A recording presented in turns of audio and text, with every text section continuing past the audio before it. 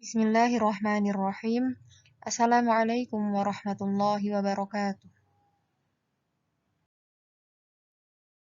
Alhamdulillahirabbil alamin. Wassalatu wassalamu ala asyrafil anbiya'i wal mursalin wa ala alihi wa sahbihi ajma'in amma ba'd.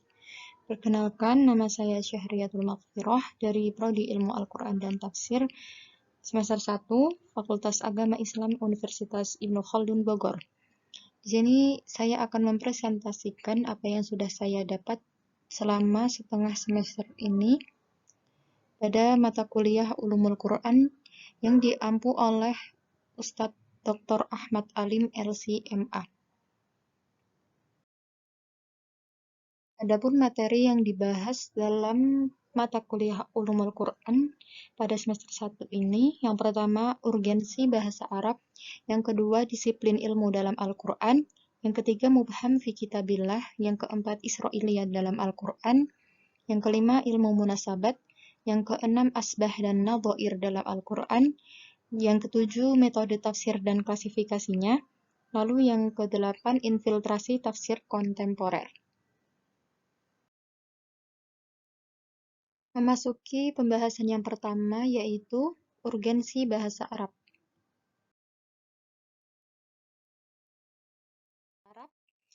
Bahasa Arab adalah bahasa Islam. Mempelajari dan mengkaji bahasa Arab secara mendalam berarti mempelajari dan memahami secara mendalam agama Islam yang kita anut. Mengkajinya merupakan kewajiban bagi para peminat kajian usul fiqh. Kemudian faedah mempelajari bahasa Arab.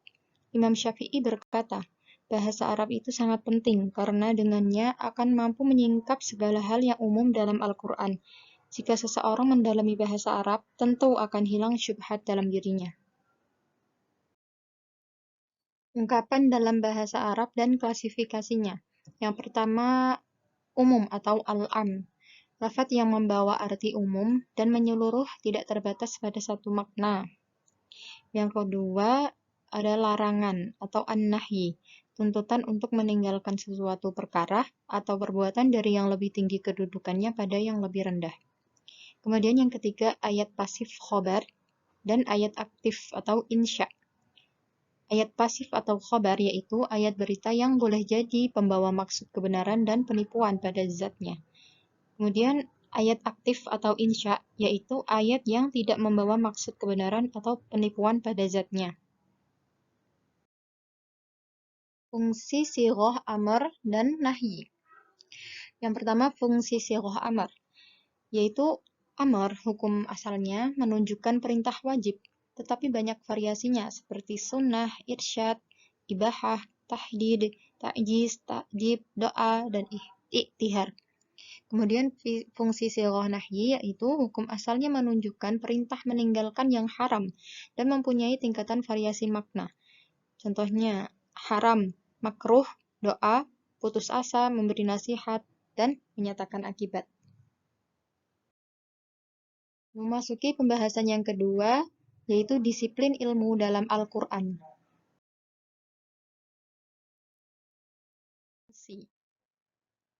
Ilmu-ilmu yang secara teknis dibutuhkan manusia sudah tercantum dan dijelaskan oleh Allah Subhanahu wa Ta'ala dalam Al-Quran, terkhusus lagi ilmu yang berkaitan dengan akidah.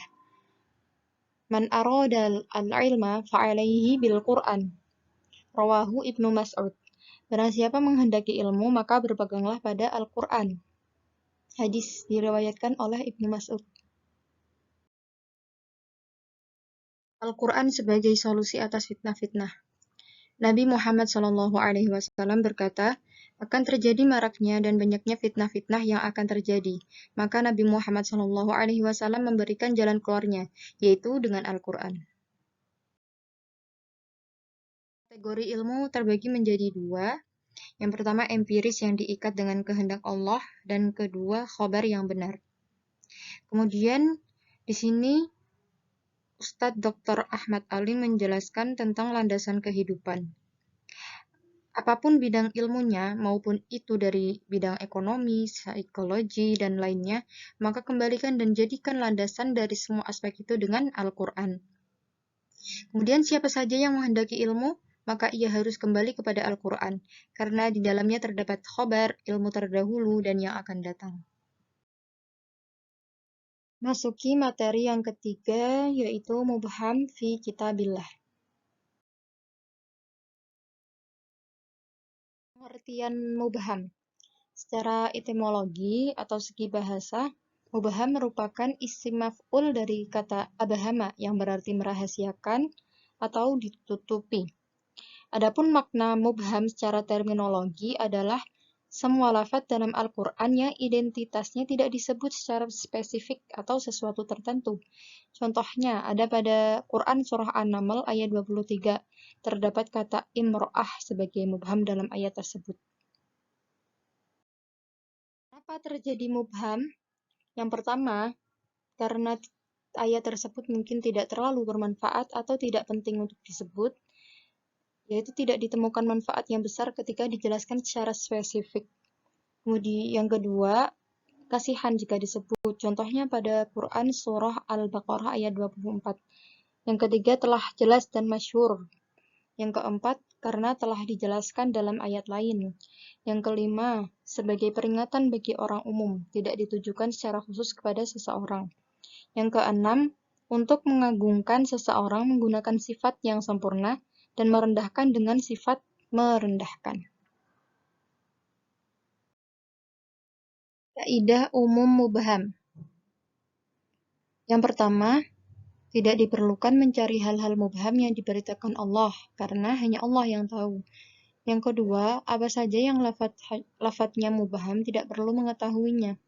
Yang ketiga, ilmu mengenai mubham cukup dalil nakli saja, tidak ada peluang masuknya unsur ra'yu.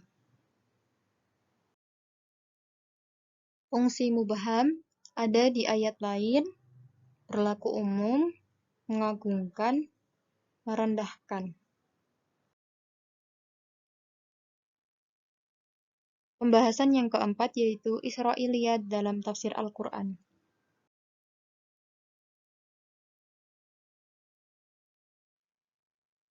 Adapun pengertiannya secara etimologi atau kaidah bahasa, yaitu bentuk jamak Israiliyah, kata yang dinisbahkan pada Nabi Yakub yang memiliki nama lain Israil.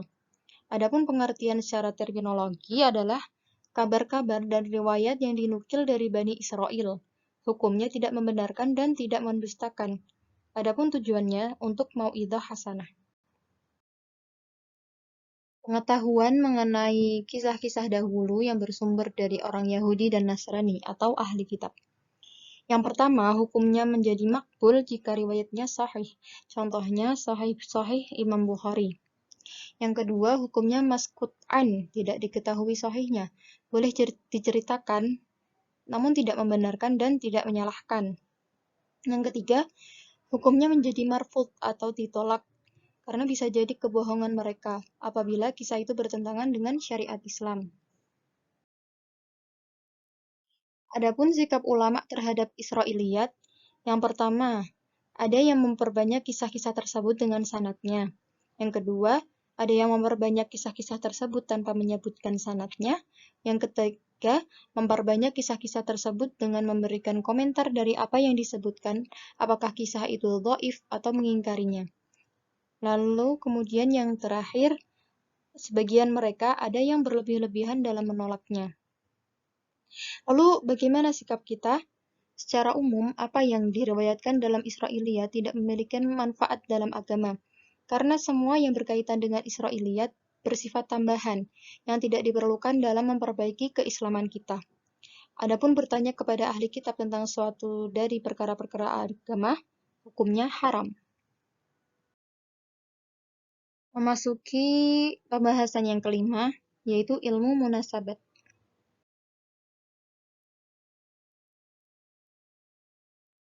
Pengertian.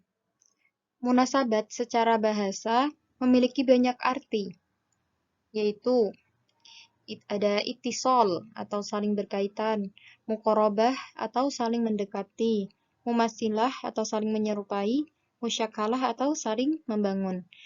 Jadi dapat disimpulkan menjadi sesuatu yang menyerupai satu dengan yang lainnya. Adapun makna munasabat secara terminologi adalah ilmu yang secara spesifik mempelajari rahasia-rahasia di balik hikmah susunan ayat atau surat yang saling berkaitan satu dengan yang lain. Kemudian, apa fungsi munasabat? Yaitu untuk membantu memahami adanya takwil ayat. Kemudian, untuk mengetahui makna-makna Al-Quran, i'jaz, menetapkan penjelasan, dan keteraturan kalam. Kemudian yang ketiga, agar mengetahui kedudukan suatu ayat yang terkadang sebagai takkid ayat sebelumnya atau sebagai tafsiran, selingan. Lalu kemudian yang keempat, untuk mengetahui kondisi dan situasi yang merupakan latar belakang suatu peristiwa. Yang terakhir, untuk mengetahui alaqah atau hubungan antara khitam suatu surat dengan Fatihah surat selanjutnya. Kemudian bagaimana cara mengetahui munasabat? Yang pertama, memperhatikan tujuan pembahasan. Yang kedua, dengan memperhatikan uraian ayat-ayat yang sesuai dengan tujuan yang dibahas. Yang ketiga, menentukan tingkatan uraian-uraian itu ada hubungan atau tidak. Kemudian yang terakhir, dalam mengambil kesimpulan, hendaknya memperhatikan ungkapan-ungkapan bahasanya dengan benar dan tidak berlebihan. Kemudian ada pembagian munasabat. Yang pertama, munasabah antara suatu kelompok ayat dengan ayat setelahnya. Yang kedua, munasabah antar awal surat dengan akhir yang sama. Yang ketiga, munasabah antara nama surat dan tujuan turunnya. Faedah munasabat. Untuk mengetahui relevansi antar hukum. Yang kedua, untuk mengetahui sinkronisasi ayat dengan ayat lainnya. Kemudian ada marhalah atau sejarah munasabat. Yang pertama, hanya satu surah dikajinya. Yang kedua, mencari munasabat dari surah ke surah. Yang ketiga, secara totalitas dicari secara utuh. Pembahasan yang keenam yaitu ma'rifatul wujuh wan nadhair.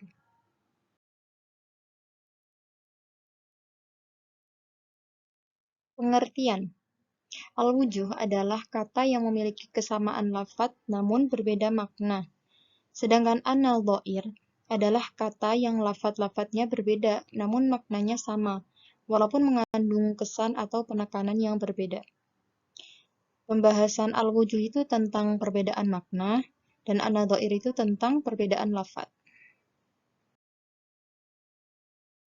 Adapun faedah mempelajari al-wujuh dan nadhair, supaya kita memahami makna yang terkandung dalam Al-Quran itu secara komprehensif. Memasuki pembahasan yang ketujuh, yaitu metode penafsiran Al-Quran.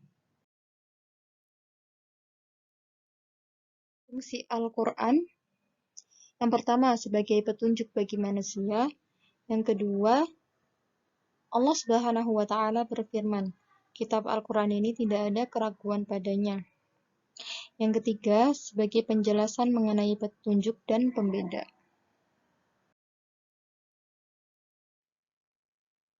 Madrasah tafsir. Madrasah tafsir pada zaman sahabat ada 3. Yang pertama, Madrasah Makkah atau madrasah dari sahabat Ibnu Abbas. Dari sini menghasilkan mufasir-mufasir yang terkenal seperti Mujahid bin Jubair, Sa'id bin Jubair, Ikrimah Maula Ibnu Abbas, Taus al-Yamani, dan Atha bin Abi Rabi'ah. Kemudian madrasah tafsir yang kedua ada di Madinah, atau biasa disebut Madrasah Ubay bin Ka'ab. Dari sini menghasilkan para mufasir seperti Zaid bin Aslam, Abul Adiyah, dan Muhammad bin Ka'ab al-Quradhi. Kemudian yang ketiga ada madrasah tafsir di Irak, atau biasa disebut Madrasah Ibnu Mas'ud. Dari sini menghasilkan mufasir-mufasir, di antaranya Alqamah bin Qais, Hasan al-Basri, dan Qatadah bin Di'amah as-Sadusi.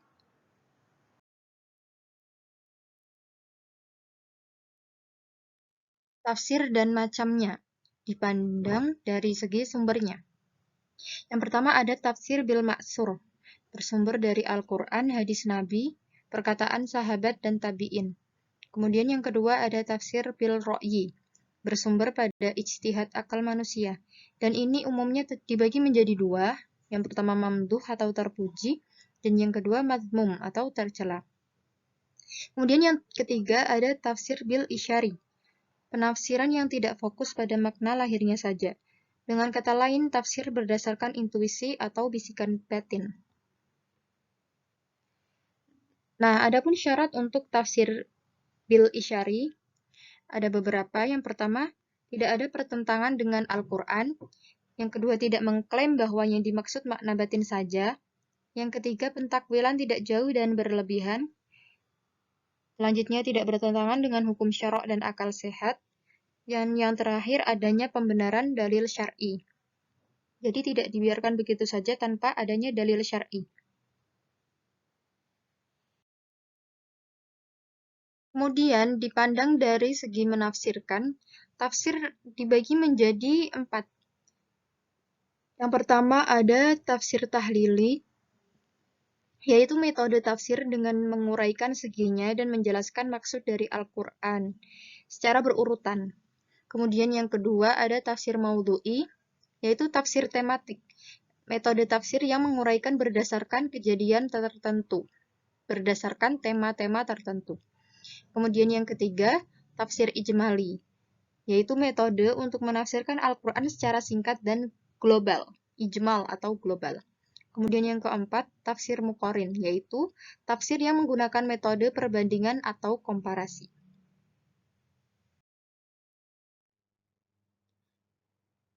Syarat-syarat menafsirkan Al-Quran.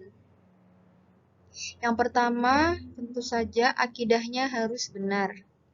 Ikhlas, menguasai ilmu bahasa Arab dan cabangnya, memulai menafsirkan sebuah ayat dengan merujuk Al-Quran dan Sunnah, mengetahui ilmu-ilmu Al-Quran, pemahaman yang cermat dan hati-hati, mengamalkan ilmunya, mencari kebenaran dan tidak mengedepankan suatu pendapat yang lemah, tawadhu dan tidak sombong, berkelakuan baik, tidak mengikuti hawa nafsu.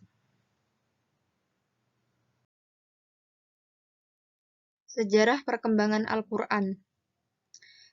Masa hidup Rasulullah, sahabat, dan tabi'in, Al-Quran diturunkan langsung oleh Allah melalui malaikat Jibril kepada Rasulullah, yang kemudian disampaikan kepada para sahabat dan langsung diamalkan.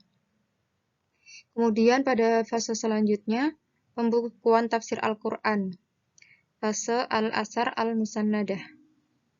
Kemudian fase tafsir yang dibuang riwayat atau sanadnya, tafsir bil ar-ra'yi. Setelah itu, fase pembukuan tafsir secara terpisah atau berbaurnya riwayat tafsir.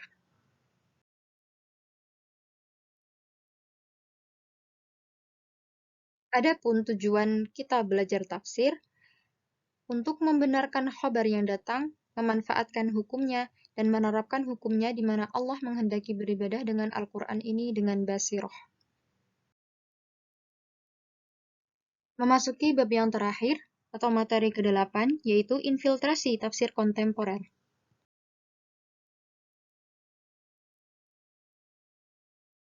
Pada pembahasan yang pertama, yaitu Ghazwul Fikri. Apa itu Ghazwul Fikri? Ghazwul Fikri yaitu perang pemikiran. Yang pertama, ada penyusupan dari orientalisme yang mempengaruhi pada pemikiran Islam. Yang kedua, kolonialisme yang mempengaruhi sistem ekonomi dan politik Islam. Kemudian yang terakhir ada misionaris yang mempengaruhi agama Islam. Desakralisasi Al-Quran. Mencermati berbagai perkembangan paham liberal di kalangan umat Islam, setidaknya ada 3 aspek penting dalam Islam yang sedang gencar mengalami liberalisasi saat ini. Yang pertama, syariat Islam dengan perubahan metodologi ijtihad. Yang kedua, Al-Quran dan tafsir Al-Quran dengan penggunaan metode hermeneutika penafsiran. Dan yang ketiga, akidah Islam dengan penyebaran pluralisme agama. Definisi ad-dakhil. Secara bahasa, ad-dakhil yaitu berarti infiltrasi atau penyusupan ataupun peresapan. Ad-dakhil juga dalam bahasa Arab al-aibu wal ghasyu wal fasad. Ada yang ketiga didul asal, lawannya dari al-asal. Yang keempat al-makr wal khadi'ah. Kemudian secara istilah, ad-dakhil yaitu penafsiran Al-Quran yang tidak didasari pada validitas sumber seperti Al-Quran, hadis sahih, pendapat sahabat dan tabi'in, serta akal sehat yang memenuhi prasyarat dan kriteria ijtihad.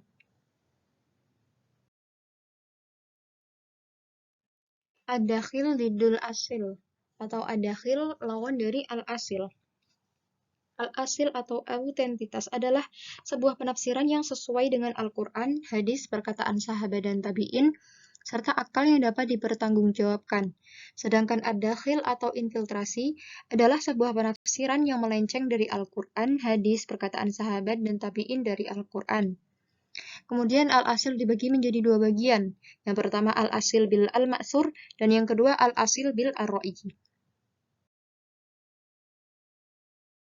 Sejarah perkembangan ad-dakhil fi at-tafsir. Infiltrasi penafsiran Quran sebenarnya telah ada bersamaan dengan awal perkembangan Islam. Hal ini terjadi ketika Nabi Muhammad SAW berserta para sahabatnya berinteraksi dengan lintas iman di Madinah. Selain itu, masuknya beberapa orang dari ahli kitab yang memeluk Islam. Komunikasi, diskusi, dan silang budaya yang terjadi di antara mereka pada gilirannya banyak memberikan riwayat Israiliyat dalam penafsiran. Kemudian pada zaman kini, infiltrasi penafsiran semakin terlihat ketika sekte-sekte dalam Islam bermunculan, seperti Mu'tazilah, Bahaiyah, Ahmadiyah, dan lain-lain. Mereka banyak menyusupkan Al-Quran berdasarkan kepentingan hawa nafsu belaka.